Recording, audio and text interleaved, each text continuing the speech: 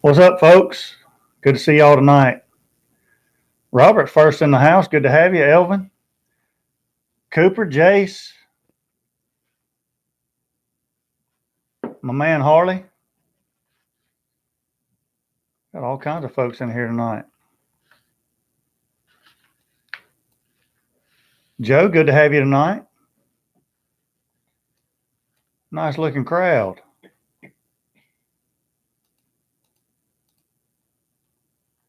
Awesome. Appreciate y'all being here tonight.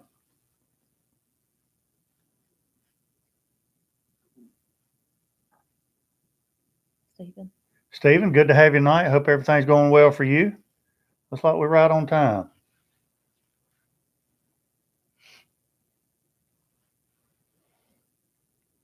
Hey, Harley, Nate just got back from his PT. You ought to check on an old boy.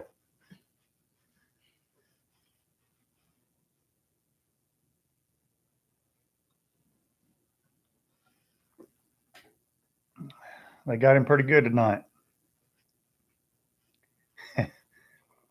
Sounded like old times. We'll give it just another minute, let a few more get in here, and then we'll get started with everything. I hope everybody's week's been going pretty well. Ours has been going pretty well. The fatty video that I did the other night, or the other day, doing pretty well. It's up to 353 views. So that's pretty good. That thing turned out great. Really didn't have much leftovers. Next day, that was about it. Yeah. So that turned out really well. Learned some things from it that I'll do a little bit differently next time I do one, but overall, really impressed with it. Turned out really good. Austin, good to have you tonight. Good to see you. Ray Guy, good to have you. Stephen got an update. Good report from the doctors, and work is going good, except for me being extremely tired. Yeah. It's probably going to take you a little while to get back into the groove of things, Stephen, but as long as you're moving in the right direction, that's all that matters, man. Austin, thanks for the recipe. Very good news. Very good news. Subscriber wise, we're up to 4,821 subscribers. 4,821 subscribers. Moving on up. I appreciate all you guys helping to support and share videos and all that stuff. And we wouldn't be able to do it without you guys. So thank y'all. What do you guys normally cook during the week? I feel like we get in a rut and eat the same things during the week. Jace, that's a great question and a common problem because we run into the same stuff too. One of the alternatives that we do, and the thing about it is we always try to make sure that we cook something that night so that we have enough for the next day to take for lunch. Otherwise, we get into the problem of eating stuff that we shouldn't be eating, fast food or whatever the case may be. As far as school goes, the cafeteria food, which is terrible, more ways than one. So we always try to make sure that we're cooking something that we're going to have leftovers for the following day, at least for lunch. So a couple of ideas that we have come up with is like tonight we did hamburger steaks. Now there's not enough left for lunch tomorrow, but a lot of times also we'll do just buy a huge pack of chicken breasts, for example, and throw those on. And so we'll have two maybe for supper, but then the rest of them I'll chop up and make smoked chicken salad out of. Then the next day we'll have chicken salad, smoked chicken salad for lunch, and possibly that night for supper, or maybe 2 days for lunch. So that's one thing that we kind of started doing. What else? We have hamburgers. We've started doing chicken. Yeah. I started doing chicken Alfredo. I used to do chicken Alfredo all the time. I do a homemade sauce. It's really simple. It's just heavy cream and Parmesan cheese and butter, a little bit of butter. Um, but now that we've tried to get away from eating pasta, I still do it. I just leave out the pasta. So, and we just eat it in a bowl. So it's really just chicken and bell peppers and onions, saute all that together, and then make your sauce. And you still got chicken Alfredo. You just don't have the pasta to go with it. So we do that. Um,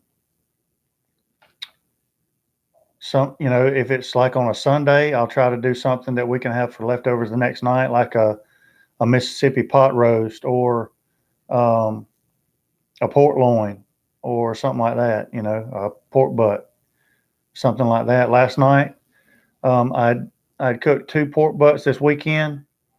We ate one this weekend, and I put the other one, went ahead and chopped it up, added a little sauce to it, put it in a Ziploc bag, put it in the freezer.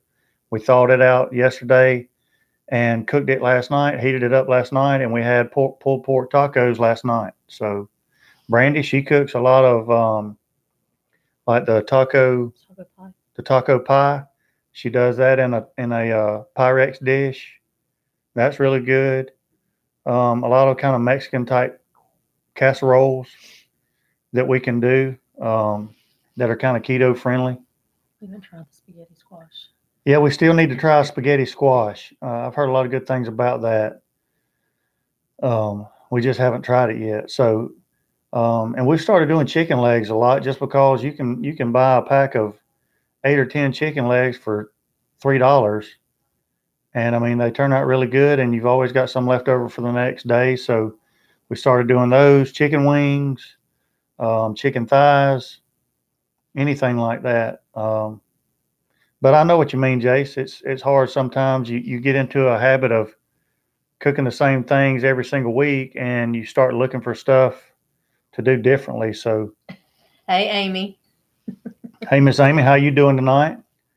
Um, Justin Stanley, good to have you tonight, brother. Good to see you. Um, so yeah, sometimes it is a struggle, and it's a struggle, especially if you're trying not to eat fast food stuff, which we try to do. And I'll be the first one to admit sometimes we don't always, succeed in that. There's times when we forget to take something out or whatever. We get home a little late. What do you want to do for supper? We're both tired. We'll go pick something up from town, and in our town, that's about all you're going to get is fast food stuff. So we try to do as good as we can with the choices that we have, but it's still not very good. So planning ahead, I guess, is the best advice I can give you as far as that goes. Sit down, maybe on a Sunday, make you a list of Monday through Friday and what you want to have, and go ahead and get your ingredients. Maybe cook a day ahead, and that way you kind of stay ahead of everything. So maybe that'll help a little bit. We fall into the same problem. So, Amy, we're doing good. We have been staying away from carbs since September, so that's another aggravating thing too. Mike Mosley, good to have you. Mr. Mr. John, good to have you tonight. Cool Colorado. Well, it is humid South Georgia here. So we covered the fatty video. We covered the subscribers.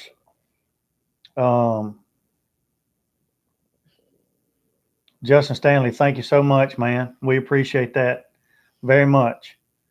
Can't tell you how much we appreciate it. John, good to see you, brother. Hope everything's been going well with you and your family. They started keto this weekend. Started keto this weekend. We have made a meal plan. Very good, John. The biggest advice that I can give you, and I know a lot of people don't want to do it, and I understand, but it helped me tremendously when I first started it.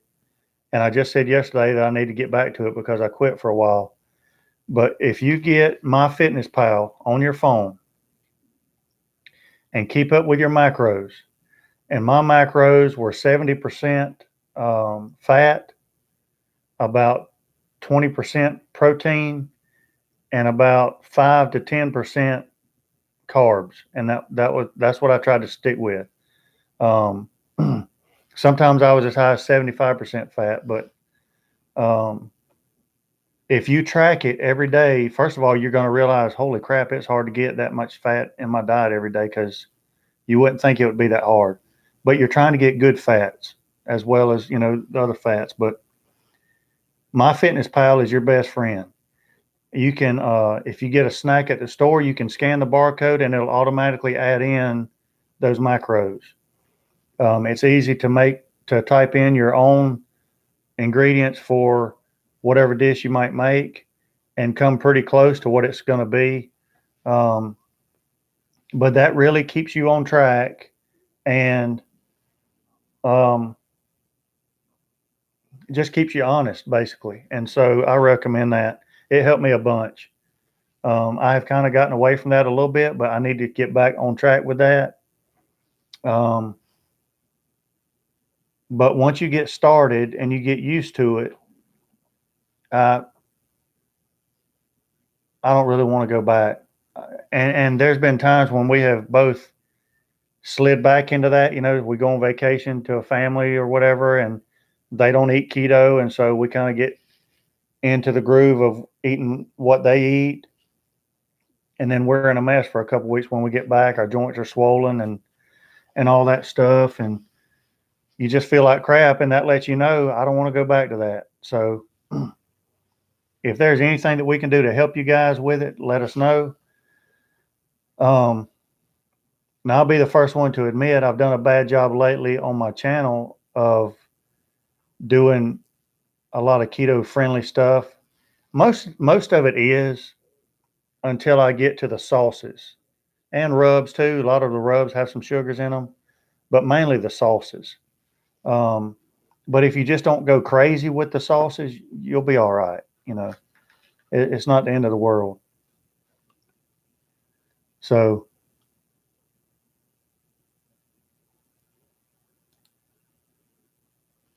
Elvin, 84 degrees, just drove by the Pentagon. That's a beautiful sight. Joe says, I try to stay 20 carbs a day or lower. And that's yeah. There for a while, I was, you know, 5 to 10% of my diet was carbs, and that was about it. So, um, and I haven't been doing as good as I once was diet wise, on the keto, but I'm still hanging right in there within a couple of pounds of the lowest that I was at. So, and with that puts me at about around 30 pounds, I guess. Mm-hmm. So I've lost 15 pounds and 3 inches from my waist. yeah. I went from a belt. I went down a hole on my belt, at least one hole, maybe two, but then I went and got my DeWalt drill and drilled another hole in my belt. So it's really too big. I need another belt now, but I can just tell the difference, especially, when I'm swimming, and don't have a shirt. I can just look in the mirror and see a difference and feel better. And that's the biggest thing. I don't really care much about the pounds as much as just how I feel. I just feel better. So it's hot in Texas. 95. Yeah, and John, I was, and I don't know, how tall you are or whatever, but I'm like 5'10", 5'11", and I was up to 230, which is the biggest I'd ever been, and felt like crap, looked like crap. I go back and watch some of my older videos, and I can just see it, in my face, my belly, and now I'm around 198 and feel pretty good. And this is probably the first time, like in the past, besides Marine Corps boot camp, which you don't have any choice. I've done the Weight Watcher stuff and counting points and all that stuff, and was never able to do that more than a couple of weeks because I was starving. And with keto, I'm just not. I've never been hungry with keto. It's more of a desire to eat types of foods that I used to eat. Like we always ate potatoes, baked potatoes all the time, corn all the time. we always had baked potatoes or corn or beans, potato chips, baked beans, stuff like that. And so it's that kind of stuff. But, we've kind of gotten used to it since then. I was a diet recruit. I was a what we call a fat body. I was a fat body. I had the sweats, the jumpsuit with the 2 red stripes on the front. I couldn't eat jack. We went out to the rifle range, and I lived on boiled eggs, and we could eat those Jimmy Dean's. They had them them bag nasties, them little lunches in the brown paper sack. We call them bag nasties. And Harley, my brother Harley, he was a fat body too. And they took the ketchup, they took the mustard, they took the mayonnaise. It was just old dry Jimmy Dean sandwich. And I had that a pear. And I lived on pears and hard boiled eggs. I was trading everything for a hard boiled egg because that was the only thing that would fill me up. And I weighed 190 ish when I went to boot camp, and when I graduated, I weighed 160. And I looked like a POW or something. And I had to go straight to the exchange after graduation and buy some clothes because my clothes wouldn't fit. I need to find that picture. Where's that picture at? When I graduated boot camp and came home. I'll have to find it. But I look sick. But you don't have a choice. But I feel as good now as I felt then. I'm not as in good a cardiovascular shape as I was then by any means, but you could go to Pinterest and look up keto recipes. Just got to stay away from those starches and sugars. It's hard, but even if you just stay away from sugar and bread, you'll automatically see a difference within a couple of weeks. Even if you just do that, if you don't even know anything about keto, if you just stay away from sugars and breads, that'll be huge, because it is so easy to not even notice how many sugars and carbs that you put in your body every day. I've said it before we started this, we'd eat at Taco Bell up here once or twice a week. And they've got a combo. It's that double X, some kind of double X burrito.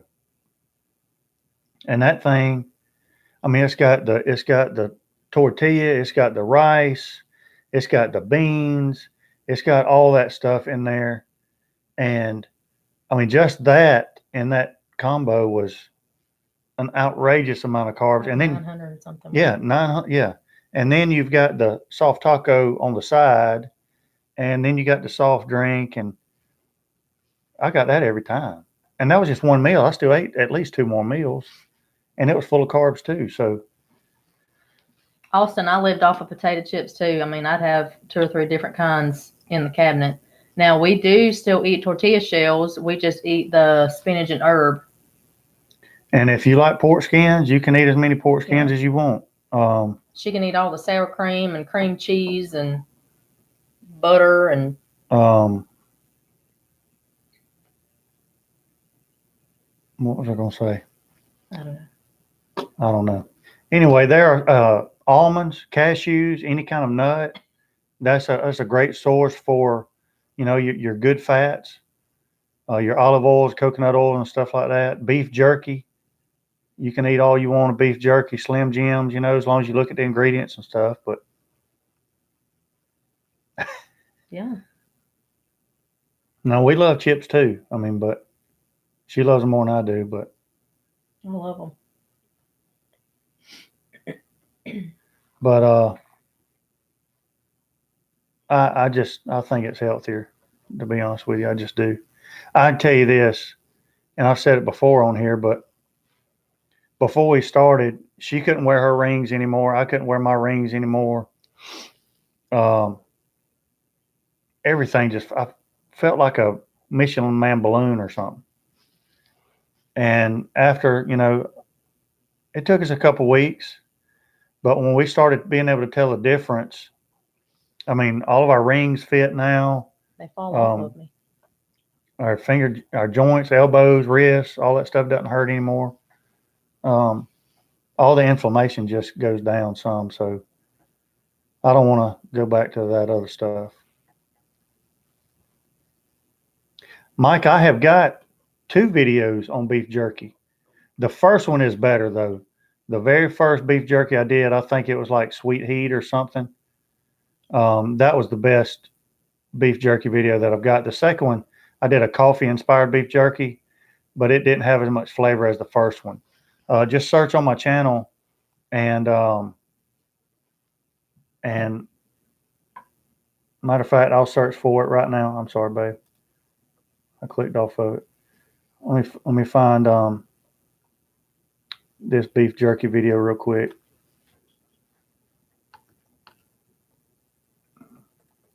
What the world?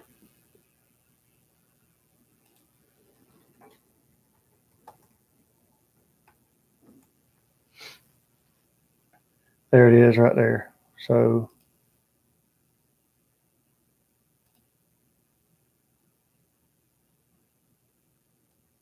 I'm going to copy it and then I'll paste it down here. And there's the good beef jerky video link right down there. That's a really good jerky.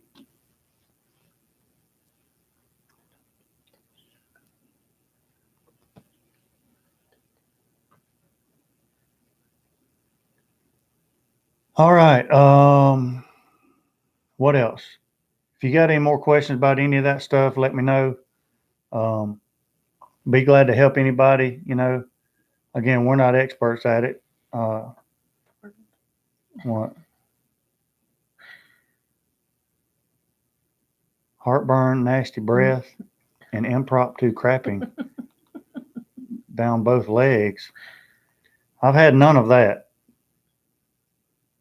Matter of fact, I don't have heartburn anymore. I used to have heartburn. It's terrible heartburn.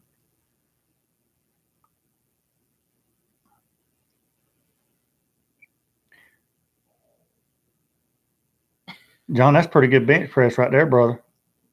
That's a good weight to body weight ratio.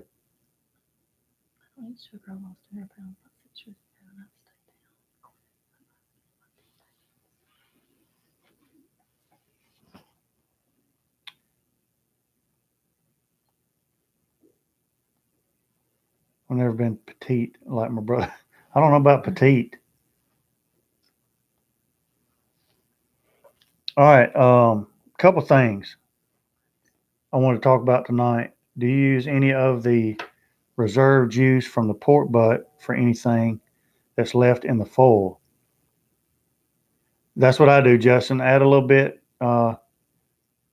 back to that meat, man. I mean, all that is concentrated flavor right back into your meat product. So that's exactly what you do with it. Other than that, I don't save it for anything else.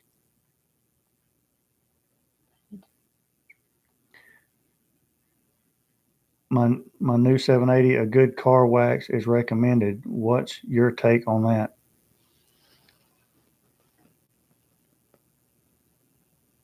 A good car wax. David, I'll be honest with you. I've never heard of that. And I'll tell you, I don't do that. I just use just a regular cleaner and a rag, a soft rag. And it may not be the right thing to do, but it's not hurting it. And it actually makes it shine a little bit. With my Silverbacks, they've got a stainless steel lid. So I've got a spray stainless steel cleaner that I use for that. And I just use that same cleaner for the Traegers, and I just spray it on there and then wipe it off. Now I've got something on there that's sticky like a sauce. Then I'll get one of our cleaners. It might be a all-purpose Windex type cleaner, and I just squirt it and wipe it down, and that's about it. I haven't waxed it or anything like that. So now Harley might know something a little better, but I just, I'm a little leery about putting wax on it for me. So I just use a regular cleaner and just wipe it down. And I had somebody ask me the other day, how do I, like they have trouble keeping one grill clean. How do I keep, 6 or 7 grills clean?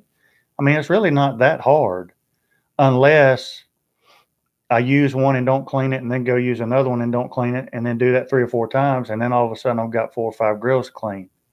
But otherwise, it's really not that hard, if you stay on top of it and kind of clean as you go. And every single time that especially with my pellet grills, also my Kamado Joe, every single time I use one of those, when I start them up, I've got a rag with me and I just wipe them down. I mean, it's not that hard. Everybody, and then this is just my opinion, but a lot of lazy guys on Facebook talk about they've got better things to do with their time than spend hours cleaning their grill. I spend maybe 10 minutes, I've got it down. I mean, Brandy does it too. Brandy will go out there and clean a grill while I'm finishing prepping the meat. She'll say, I'm going out there to check the grill, and she'll go out there. And by the time I've gotten the meat done, she's already changed the foil out and, made sure that it didn't need vacuuming out or whatever, and cleaned the grill grate and put it back in. It's ready to go. So it's not that hard. But I think it's well worth it because, Miss Amy, you didn't have to do that. Bless your heart. I know you're putting up enough already with Austin at the house. Thank you very much, ma'am. But it's not that hard. And I just feel like I don't want to eat anything off of a nasty grill, much less feed it to my family. You know what I mean? So, and then on top of that, me having this channel kind of forces me to keep them clean because I don't want to show anything on my channel that's somebody watches and think, my God, look at that dirty grill, So we did that on somebody's Instagram the other night. We were talking about they need to change the foil on that thing. It was way overdue. So, I'm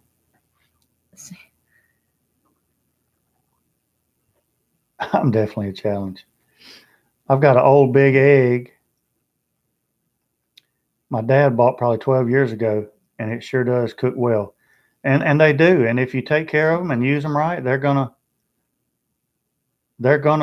cook great. What you need, John? I'll do it if I can. David. I just did cheddar smoked sausage for dinner on the 780. Incredible smoke ring and flavor. Now, David, were you the one that was asking about the sticker for your grill? I think you were. Never lets me do whole dollar amounts either.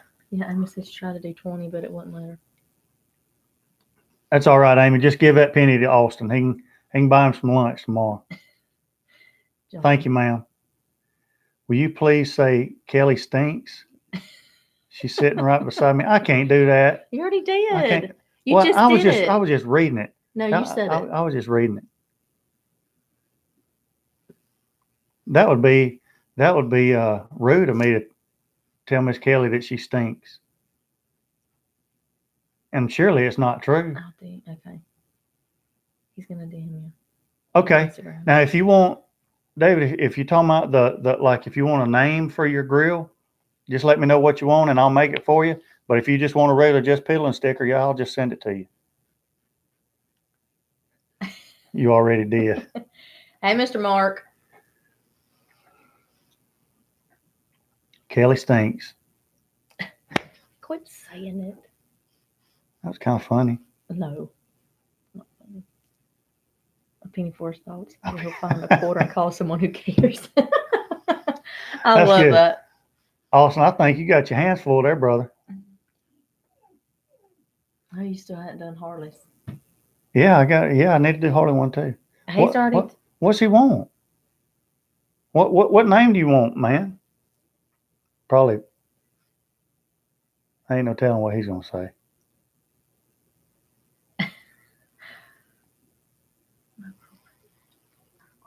Wilbur. Elvin's girlfriend named her girl Wilbur. Wilbur. Couple things I wanted to cover while we're talking. First of all, just a quick note. I can smell Kelly from here.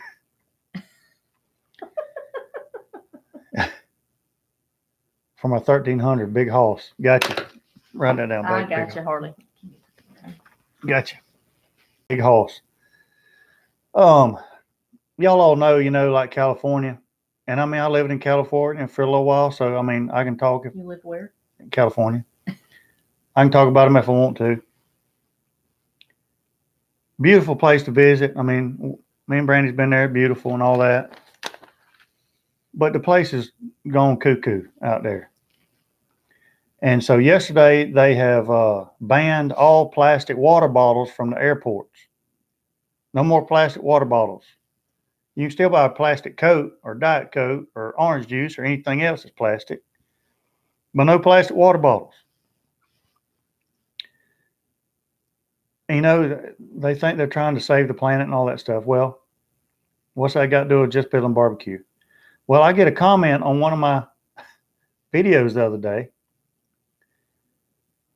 And, I wear rubber gloves, and the guy says, hey, you know that rubber gloves is a direct contributor to all the pollution in the world and it's ruining our planet. I mean, I didn't even know what to say to that, I mean, my rubber gloves are killing the planet. I don't know. I mean, maybe y'all have an alternative. Is there some biodegradable rubber gloves out there that work a little bit? Or what do you suggest? How about I just put my raw meat juices all over your food, buddy? I mean, I don't know. That blew me away. My rubber gloves are killing the environment. But then half of the health inspectors tell you got to use rubber gloves when you do this or handle that. So what are you supposed to do? No rubber gloves out in California. You can't use drinking straws. You can't buy plastic water bottles. What are they? But it's all right to crap in the street. They got feces all over the sidewalks, but you can't find a water bottle. Bunch of retards.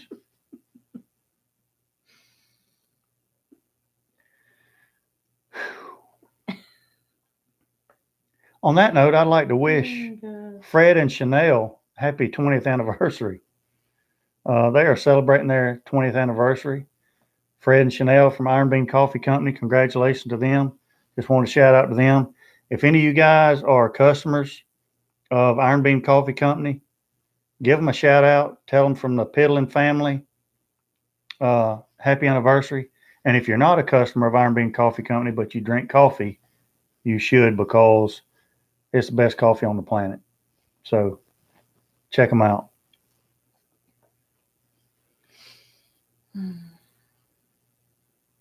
Yeah, I guess the poo on the sidewalk I guess that is biodegradable, wouldn't it?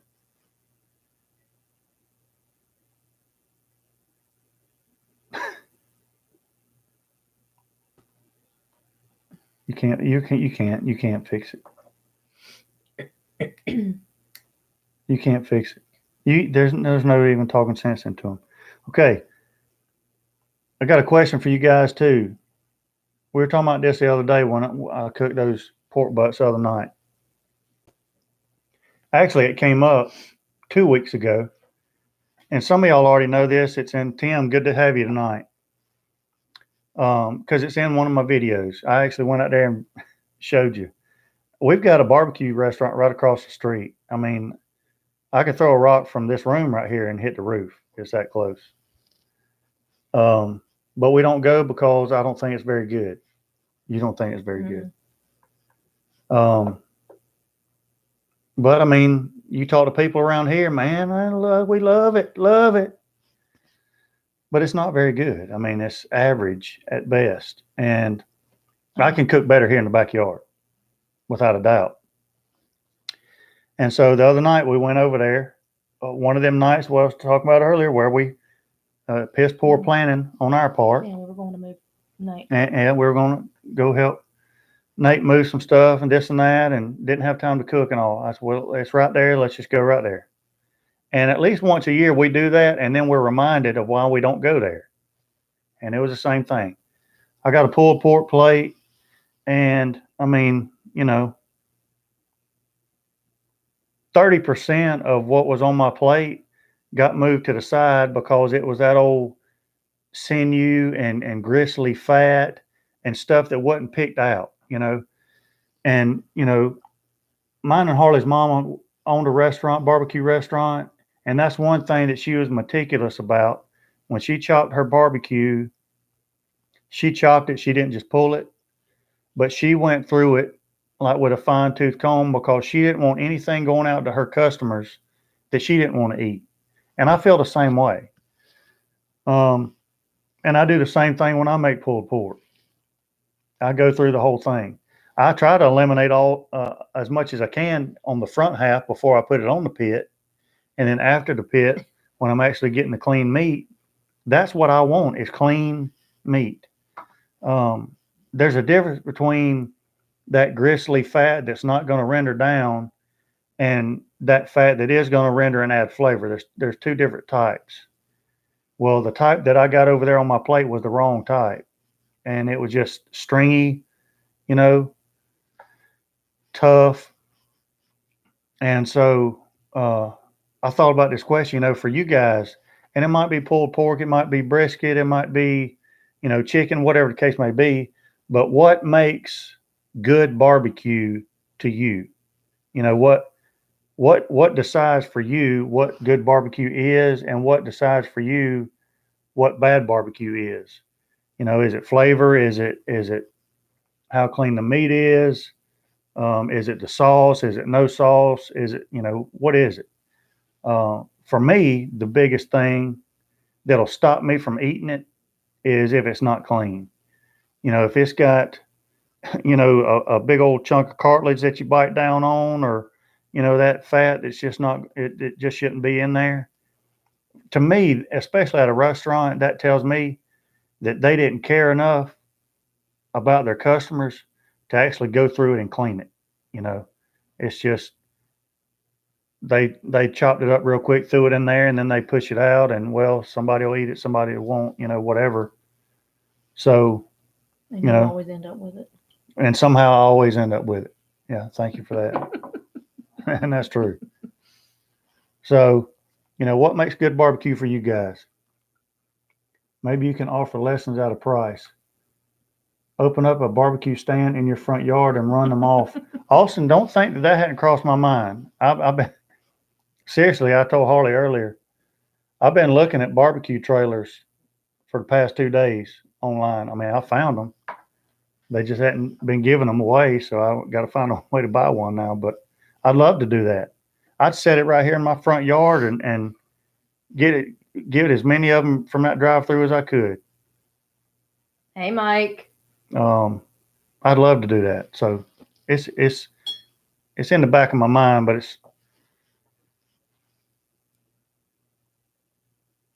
Mike was in the wood shop. Started to think about it more and more, I guess, is the point I'm trying to make. He thinks too much. Yeah, guys, if you will, hit that like button and subscribe before you get off, if you will. That helps me out a ton. John says tender, tasty, and deliciousness. Yeah, that always definitely helps. Good evening, Mike.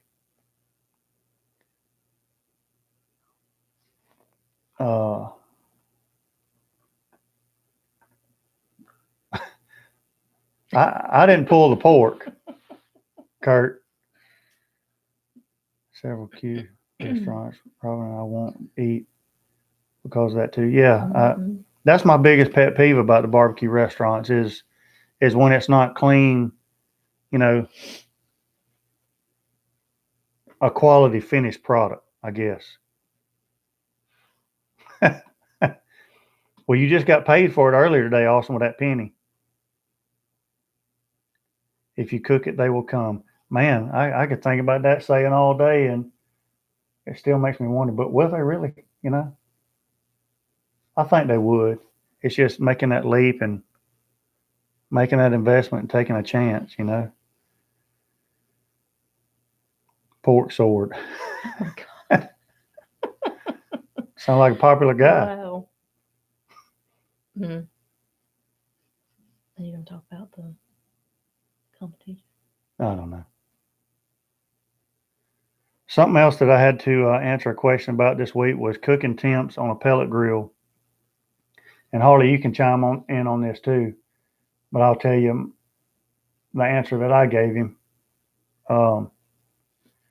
He was asking about why the 780 doesn't have the smoke setting on the pellet grill, because the older pellet grills, you had a smoke setting and then you had the regular temperature settings. So he was asking me what temperature would I recommend to be the same as the smoke setting, since the smoke setting is not on the 780.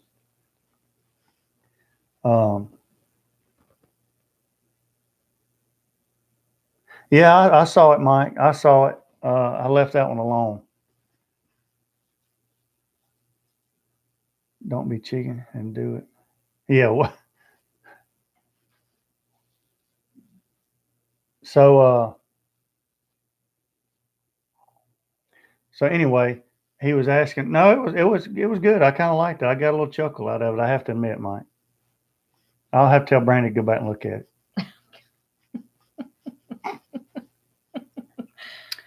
So he was asking me what temperature I would recommend for the smoke setting, and I told him. So here was my answer. First of all, my answer was I'm glad that it I don't miss the smoke setting on the 780 because I've never used the smoke setting except once or twice. And once was because I think I had it on that Timberline that I had out there for a while, and I just wanted to see how it did. But especially in the older versions of the Traegers with the smoke settings, my opinion is that caused more confusion than anything else, because some of the people who didn't do research about pellet grills before they bought it had the mindset that the only way that they were going to get smoke was if it was on the smoke setting. So they put anything on the smoke setting, and then not realizing, I mean, you're still going to get smoke. So the guy asked me what temperature would I recommend, like 180 degrees or something. My answer to him was, me personally, I don't cook below 225 degrees on a pellet grill. Rarely ever. And that's simply because, and don't get me wrong, you can cook at 180 degrees if you want to on a pellet grill, and it might do fine. But the way I look at it is, the lower you go under 225, the bigger chance of you having an issue. That's going to increase. For every 5 degrees you go below 225, the chances of you having a problem increases with your pellet grill, specifically like a flame out. And that's simply because you've got to think about what you're asking that controller to do, especially in a hot climate like Texas or South Georgia, Florida, in any of the southern states, southwestern states. There's plenty of times when I go out to my pellet grill to do a cook, and before I even start my grill in the summertime, the inside of my grill is going to be 110 degrees. That's just what it reads as soon as I start it up. And so if you're only going to cook at 180 degrees and your grill's already 110 and it's not even started, you're asking that controller to start a fire and keep a flame going, but only increase the temperature by 70 degrees. I mean, that's almost impossible to do. And the other thing is this. In my opinion, with a pellet grill, if you cook something at 180 degrees on a pellet grill and cook something else on a different pellet grill at 225, the difference in smoke flavor is going to be so minimal, I don't even think you're going to be able to tell it apart. That's just my opinion.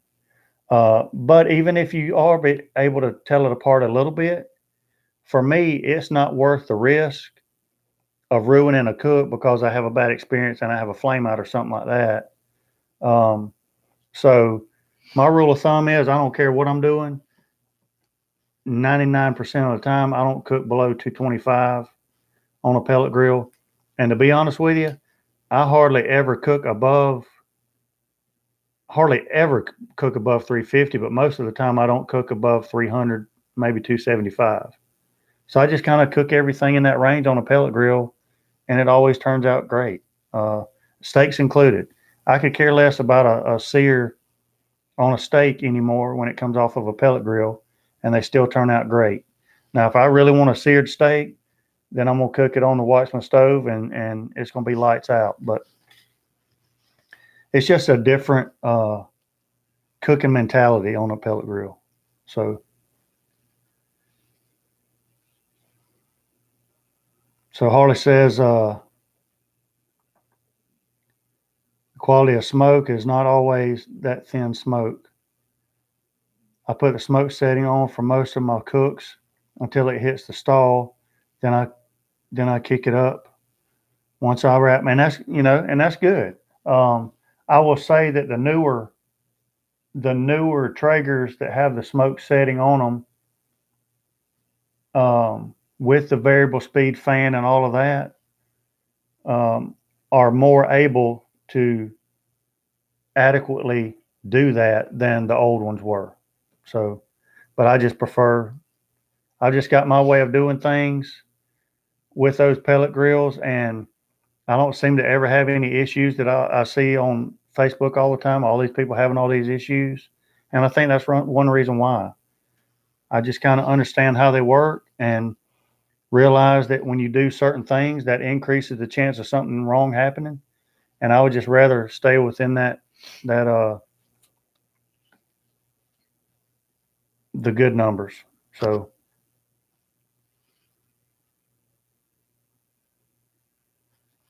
yeah, Austin said every day around here, my Chimp was reading 125. That's right. I mean, and so think about it, 125, and if you were going to try to cook at 180, you're asking that only increase to 55 degrees. I mean, if you light a candle and stick it in there and close the lid, it's going to increase at 55 degrees.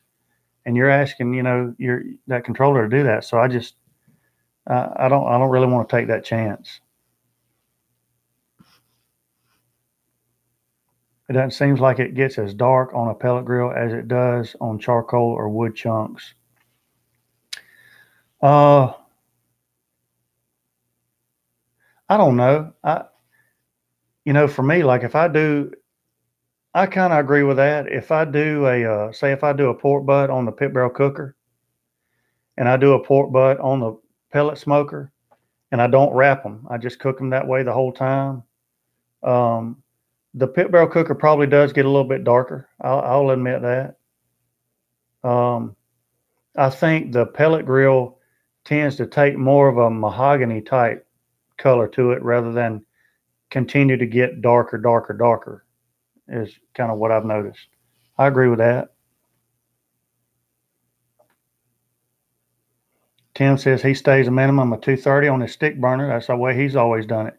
And when you get into a kind of rhythm or a pattern, I guess, of how you cook things and you have good results with it, if it ain't broke, don't fix it kind of mentality is what I try to have with it.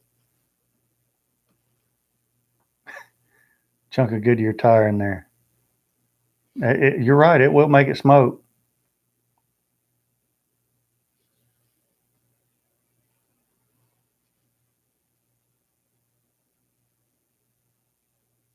I like the burn ends on my brisket and don't really see that happening on a pellet grill. I plan on buying a Chimp. Now it will, Joe. I mean, it will happen. And if you, first of all, every pellet grill is going to be different. So, like my Silverbac, for example, it doesn't really have. It cooks pretty even. And I did a biscuit test on my Silverbac. If you'd like to go look at that, just to see if you can tell where your hot spots are. But just get a can of biscuits, put a biscuit evenly across the grill grates and cook them. And if this side over here gets done before this side, you know that's your hot end, or vice versa, or from front to back. But my Silverback cooked pretty even. But with the Silverback, and most pellet grills have this too. You've got a gap in the front between your drip pan and the front of the barrel, and you've got a gap just like that in the back. You can use that to your advantage if you want to get something darker by putting whatever that is over that gap, and it's going to get darker. I use that all the time. Like if I'm wanting to roast vegetables, for example, roast jalapeno peppers or bell peppers, poblanos, tomatillos, or anything like that for salsa. I'll put it right over the front edge of my Silverback, and it'll roast them, onions, anything like that. So that gets really hot. On the 780, for example, that's totally different. On the left-hand side of my 780, it cooks hotter than my right side. So you can adjust your meat accordingly, and that end is going to get a little darker than the other end. So just kind of play around with it, and that might help you out with that kind of stuff. Hey, Jeremy, I try, man. I try. Good to see you tonight.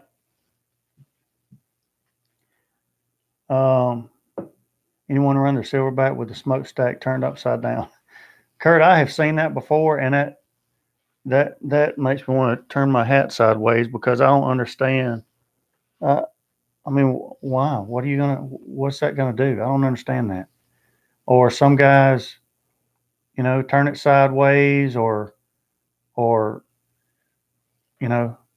one guy even was trying to plug it up or something.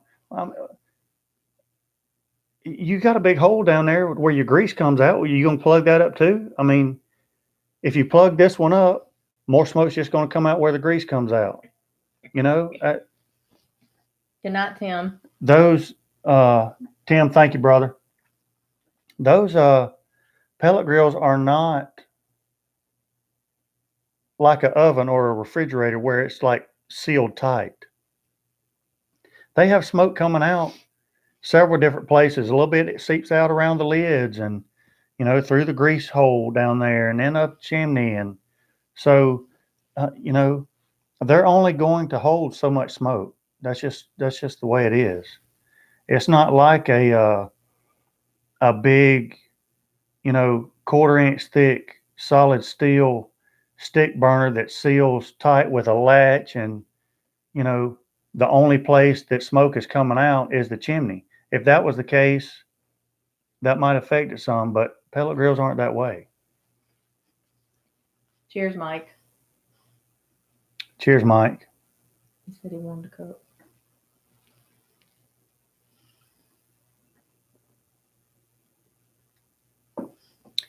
Plans for weekend cooks. Well, here's a great segue. How you like that? Mm-hmm. A great segue into the next topic. Me and Harley been talking about doing a barbecue competition, and we're going to do it. We're going to do the pig jig. We kind of talked about it again earlier today, and we've just decided we dropped the hammer, and we're just going to do it. So we're going to participate in the big pig jig in Vienna, Georgia this year. I know we're going to do ribs, and I know we're going to do one of those secondary categories, probably chicken thighs or something. We're still debating on whether to do the pulled pork, and here's the reason why. And so, to answer your question, Jace, me and Harley both are going to do a pork butt this weekend, just experimenting with different stuff. And I say the reason why we're debating on doing pulled pork or not is I'm not listening to Myron. I promise you that. If he walks into the wrong tent, which would be the Jus Piddlin tent, he might miss a few teeth when he walks out. Oh gosh. I'm not a big fan of boisterous, arrogant, dudes like that, and that might be hurting my Jus Piddlin BBQ rise to stardom, but he's just not my cup of tea. I like trying to be more humble and helpful than loud and boisterous and, beating my chest and all that stuff. Anyway, so we're going to do pork butts this weekend. I did one last weekend trying to kind of experiment with a competition type pork butt. Now, as far as a pork butt goes, I have all the confidence in the world about how I cook a pork butt, how Harley cooks a pork butt. I mean, we can cook them. They're outstanding. The problem is the money muscle part. Getting slices out of that money muscle. And here's where I run into a problem. Like last weekend, I trimmed it, isolated the money muscle, cooked it, seasoned it, the whole deal. But I try to get, you want that pork butt tender. But with the money muscle, I got it just as tender as the pork butt. And so when I go to slice it, it's too tender. And instead of getting nice, clean slices, it wants to fall apart, So that's the part that I'm struggling with. The rest of the pork butt, I mean, I got the tubes. I got nice chunks with bark on them, smoke ring. I mean, everything looked great. But the money muscle, now I was still able to get some nice slices out of it, but you had to treat it like it was like a hard-boiled egg or something, I mean, it was. So I've got to figure out a way not to get the money muscle so tender while still getting everything else that tender. So I'm going to play with it a little bit more this weekend. If we can get that worked out, then we're probably going to do ribs and pulled pork and then do one of those secondary little cooks. But we're going to go in it as me and Harley talked about it. We're going to make it a Jus Piddlin BBQ team.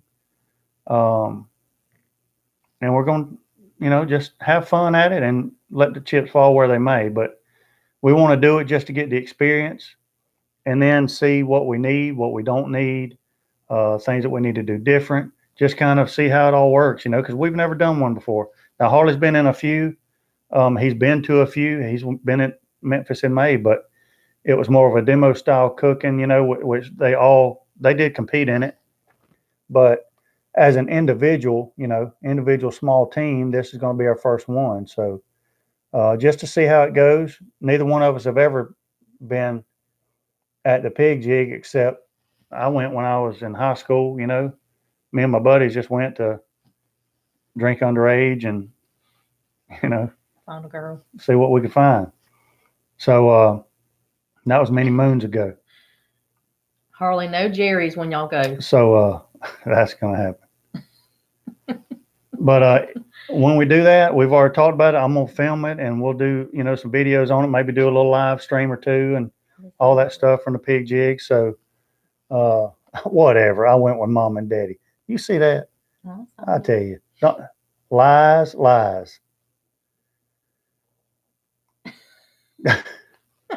Money muscle. You can't take Mike Tabor anywhere. Oh. Mike, me and Fetty talked about you the other day. You fit right in with old Fetty and the old shocker stick and all that stuff. That's right up your alley. But anyway, we're gonna do that, and we'll give you some more. we're gonna give you some more details on the competition and how we've been prepping for it and all that stuff as it gets closer and see how we do. Again, we're not competition guys. We're backyard barbecue guys, but we're gonna give it a shot. See what happens. If we were to get a call, you wouldn't be able to wipe the smile off my face for the next month. So that'd be pretty cool. Anyway, we're gonna try it and see what happens. So doing pork butts this weekend. Jigged a few pigs in your past. Squeal baby. Yeah. All right, what else? Cooking temps. Good and bad barbecue. Harley, by the way, I did see Curtis's post again a while ago about the tray he does with the lettuce. That's pretty good stuff. We need to talk to him about that. Also, time for refill. Any of you guys that know barbecue guys that do competitions or whatever, I want to get a banner made, Jus Piddlin BBQ banner made, that like ties to the poles of a canopy, I want to get one made for our team, but I've searched online just 30 minutes before we got on and didn't find a whole lot. If you guys know a name of somebody that does that for guys around your area, barbecue competition guys, send me their name so I can contact them and see what I can work out with them, or, how you go about doing that process. I really want a banner for our canopy. If not, I'll just draw one up on a piece of cardboard and do it South Georgia style. But I would rather it be, look kind of professional looking. It's going to be Jus Piddlin BBQ competition team. The next Miss Piddlin dessert video. Not yet, Mike. We were waiting just for you. No. It's going to be the cheesecake, but it'll probably be, we're going out of town. This weekend. It's not going to be this weekend. Why not? It may be this weekend. If it's not this weekend, it'll probably be in a couple weeks because the next weekend we're going out of town. Mike, because I'm looking out for you. Lord help. We are. I'm going to have some shirts made and Jus Piddlin BBQ comp team shirts and all that stuff. It might be I'll get Harley like maybe a half shirt or something. That'd be cool. That'd be cool. Maybe a sleeveless half shirt or something. That'd be good. I'm doing some bacon burn-ins. Can't find a slab of bacon. Wow. Costco has some uncooked pork bellies. That'll work. I mean, pork belly burn-ins, it'll work. I have a lot of people, it's weird. Different regions do things differently. Like, I can't find, except at Walmart, which isn't very good, I can't find a brisket or tri-tip. I can't find a tri-tip anywhere. But yet I can go 2 miles from here and get a unsliced slab of bacon for bacon burn-ins. But then y'all can't find bacon burn-ins, but then y'all can find tri-tip and briskets everywhere. It's just kind of strange. Amy, I got this shirt from my lovely brother, Harley. It's a Traeger shirt. It says, I'd smoke that. Harley, I think you'd rock a No. half shirt. No. I think you'd rock that thing. Harley, what color do you want your sticker? Orange. He's going to say orange. William, he's got his own mind. Watch him. He'll say something different now. Watch. Salmon.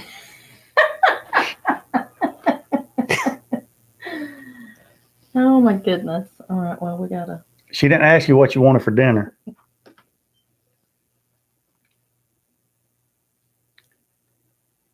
I talked with Wright Bacon about the double smoked slab bacon.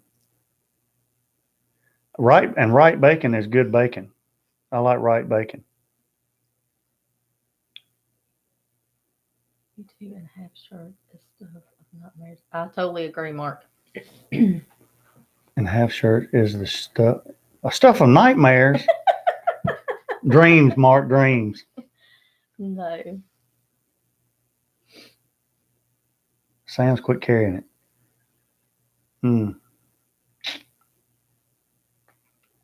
I don't know, man. I mean, we don't even have a name brand grocery store here, so I can't even help you with none of that. We just have. I mean, I get it from Mike's, which is where I get my pork butts from, and our baby back ribs. But it's not. It's. I mean, it's not anything name brand. All of his stuff is, I think, is pretty much. He does most of it there. Mm-hmm. I mean, it's still got the skin on the bacon, and I don't know. I don't know exactly how he comes by it. Good night, Stephen. Have a good rest of the week. Cisco will definitely have it. I love the right brand ends and pieces. Yeah, that's good seasoning for some soup. Definitely. A Traeger Company picnic. I had no shirt on. No. Y'all better have some clothes on when I get down there Saturday. You did not have your shirt off.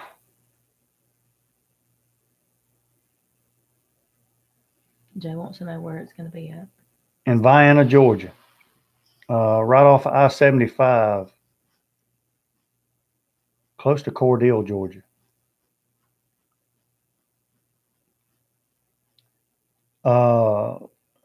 November?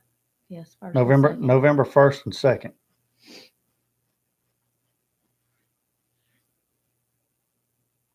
I believe he did have, Mike. No joke.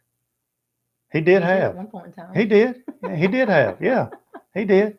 He was all kind of freaky and crazy, and he did all kind of weird stuff, man. I'm telling you. I mean, he had the rings and like bull thing through his nose and like black fingernails and all that. He's a weird dude now. Many moons ago. I try to stay on the straight and narrow. You fell off a bunch. That side and that side. Look. Yep, I know he had those. He had those when we started dating. I can't get that picture out of my brain. Oh. Good night, Amy. Have a good rest of the week. Miss Amy, bless your heart.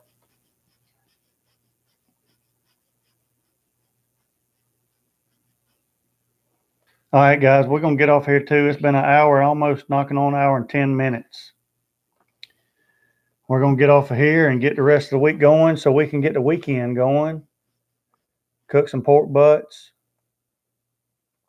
No telling what else we'll cook. But stay in touch throughout the week. Send me a message or email or whatever. Find me on Instagram. Send me some messages on Instagram and all that stuff. And share with me what you're cooking, and I'll try to share with you what I'm cooking. I told Brandy the other day I've got to do a better job of taking pictures of stuff that I cook throughout the week that I'm not videoing. Whenever I'm not videoing, I just forget about it and just go out there and start cooking and just enjoy the cook. But I need to start sharing that stuff more too. So I'll try to start doing a better job of that. Is it only an hour? Yeah, only an hour. My son Nate, he got back from PTing with the recruiting office for the Marine Corps, and so I want to talk to him about how that went and all that stuff. So check in with him a little bit and get a little bit of that time in. Thanks, Mike. I wrote it down. Harley's headed to Augusta in the morning to help a customer with his grill. I'm sure that there's going to be a legit reason why you're going there, Harley. And nobody like you to be able to help that guy. Little man's 5th birthday party this weekend, so probably no barbecue for us. So what are y'all going to do for it, Austin? What are y'all going to do? Don't say Chuck E. Cheese. Don't say Chuck E. Cheese. Is Chuck E. Cheese still?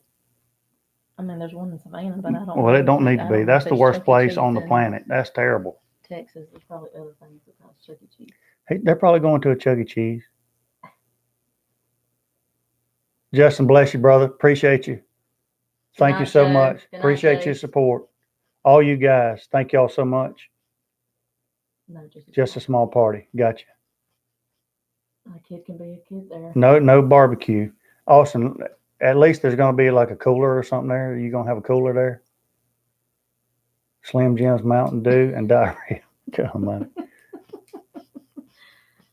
Oh, goodness. I love Chuck E. Cheese. They have the best bar fights. He won't eat pizza, so thank God. Oh, gosh.